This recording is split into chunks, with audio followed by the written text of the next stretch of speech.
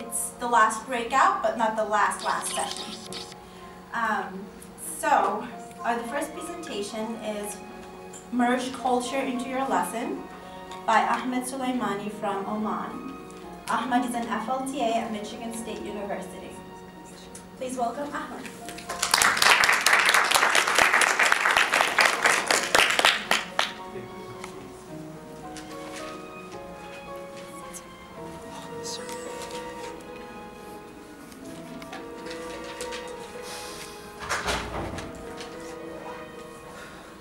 Welcome again.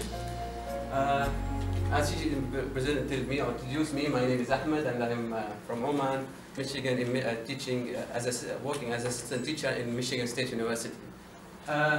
Merge culture in your lessons. As you came from different all over the world, you came from different countries with your culture. This kind of diversity make this place unique, as we have different kind of cultures from all over the world. And this is what makes the program special, when we have all those people all together in one particular place. And as you came from your countries, you are representing your culture, and you are coming with all the ideas, the beliefs, the folklore, all these kind could be grouped in your culture, and which is a really unique, special experience for you and for the others to know more about your culture. What is culture? There are many definitions of what is culture, what is exactly culture, but according to Blair Robinson, who is an American researcher interested in cross-culture communication, he identified culture through different elements, three main elements: ideas, products, behavior. So to make it easier for you and to identify your culture, if you want to know what is your culture exactly, go and follow this kind of diagram. What are the ideas of your culture, the beliefs, the values, the institutions, and also what are the products of your culture, the literature, folklore, arts, music, and artifacts, and what is the behavior of your culture, custom, habits, dress, food, leisure. All these three elements, main elements, represent your culture. And if anyone asks you about your culture, it would be easier if you just mention these three main elements with their examples. For example, what is my culture? As I came from Oman, Arab Gulf country, my culture, from the ideas, it will be, we have the religion of Islam. We have the values of respecting each other, to be equal with each other, and to share with each other. What are the products of Oman? We have the poems and poetry of Arabic language, and we have also the songs and music which came from Oman. And what are the behaviors? Our traditional custom, which is a little bit different than this. This is American custom. So, and the habits, dress, food, and leisure. All these will represent my culture as I came from Arab Gulf country. Culture and language. As you are all English language teacher, or some of you are interested in language, and you are here to teach your own language, or mother tongue language, the culture has a direct effect in the language. And I'll give you two different examples. Now I am going to mention 11 names of an animal in Arabic language. Okay. Jamal, Bakra, Naqa, Ba'ir, Bosh, Hwar, Fatim, Hajj, Tanaya, Hud, Qa'ud. These are 11 names for the camel. It's only for camel. And this is in Arab Gulf country. Everyone is using different kind of name for its particular age. When it's a little camel, it has another name, different name. When it's older enough, it has another name. And when it's actually nowadays, the camels are used for racing. So they, two families have this camel and they are feeding it, so it will be good for race the other family, and they can get lots of money. Like a friend of mine told me that they sold their camel with $3 million because it won another race in some particular area. So this kind of culture or environment affect in the language, and that was make people have another names for the camel, for the only camel. On the other side, we have only one word for the snow, which is thalg. Because this is just, it's a hot country. We cannot come across like we see snow in our environment. on the other side, there are 50 Eskimo words for snow, for the word snow. And this give another example, another proof that culture and environment affecting the language directly in the way of speaking and in the way also of using the language itself. We come to the game of spot the difference, but I want you now to spot the similarity in those two pictures. The first picture. This is the first picture. The second picture. What is the similarity? It's you. What? Yes? Someone said it. It's you. It's me. Both pictures for me. In completely different places. The first picture, it's me in the middle of the desert. Actually, I did this for fun. It's not the real thing that we are doing that in my country. Now, there's no one used camels unless it's for some other purposes. The oil and the revolution of those, or lots of money, we are using cars everywhere. But I did that for fun. And the other thing is, it's me in Michigan in the middle of the snow. And now, as I came from different culture, going to another different culture, which is completely different, imagine that how much I need to adjust, how much I need to change, how much I need to do lots of things, rather than to change the way of my clothes or even to talk to people and share my culture to others, which is completely different and challengeable a little bit for me and for also when I came back, when I am trying to talk to people about my culture. So this is one example, and all of you have the same example as you came from different culture going to another culture. It's also a little bit challengeable and a little bit exciting to know and do more about your culture and the others. A Fulbright scholar is, you are smart, you are creative, you are different. If you are not like that, you are not able to come here. So all of you are the same, all of you are smart, all of you are creative, all of you are different. And it's time to change your way of teaching in coming semester or even in future if you are planning to continue teaching your mother tongue language. The first thing to do is the lesson theme change. Change your lesson theme. Change it according to topics, text, current issues from your culture. Target language might be used in other places, not only in America. As you came from like China or Arab or even Latinos, you are going to represent your culture here. And this is one easy way to do it, or good way to do it. You are teaching your language, but at the same time you are teaching your culture. Try to bring some text from your own culture, trying to bring some examples, pictures, all this stuff from your own culture and teach it for the students. In this way, you are not teaching your culture, you are teaching language, but by the theme of your culture, which is really useful for you instead of doing some other stuff. You are making use of your staying in US, and you are also making use of your ability to teach the language in your culture. The other thing, use pictures of people, cities, food, and building from your culture. Give example of phrases that could be used in different real situations. And this is also another example. If you have like your own, you are free to design your own curriculum. This will be a really good opportunity to design the curriculum from your culture. You bring these pictures, these examples, these situations from your culture and put it in the theme of the lesson. And whether it's like designed directly to the language or it's for the culture itself, you are working in the same goal, which is teaching the language by my own culture. So you have the ability to do that by just going to the internet, Google about your culture, and you will find lots and lots of pictures about your culture from all over the world.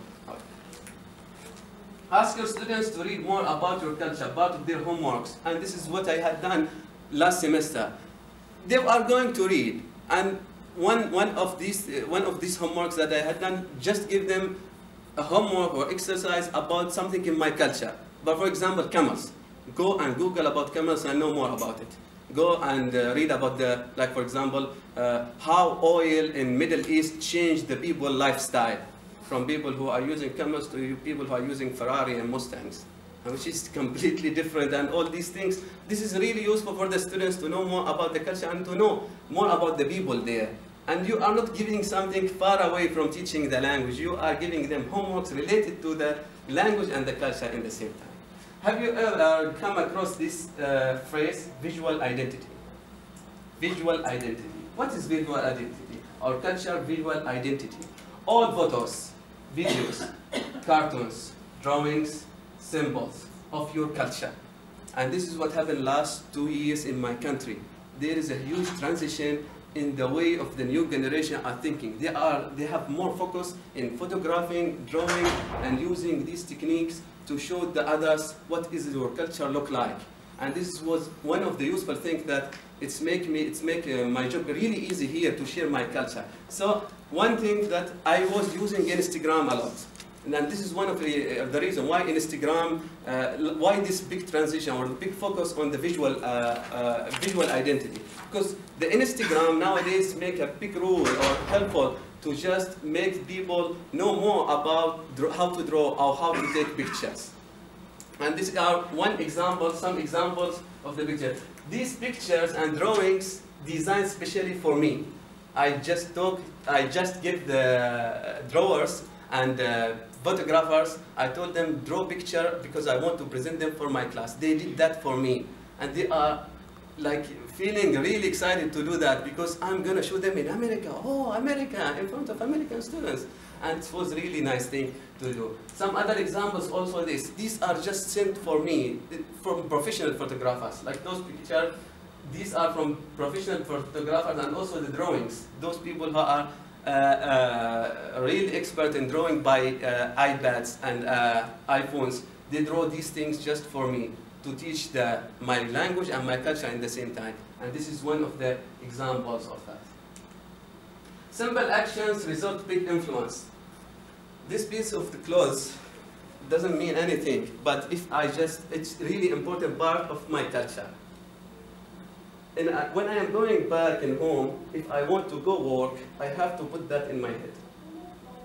Because this is the official clothes in my country. I need to use mirror. Okay. And this is how I look like in my country, but not with these clothes, with the other clothes which is white. Go to the class by this custom and let students' reaction see what you are looking like in front of them. They will ask you lots of questions. What is that? From where is that? It's really beautiful. Let me try it.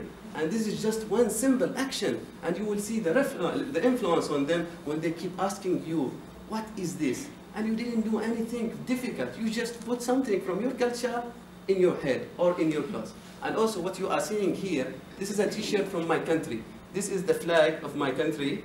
Go white, green, red, which is this. And this is the national symbol. And here is Arabic language. Okay?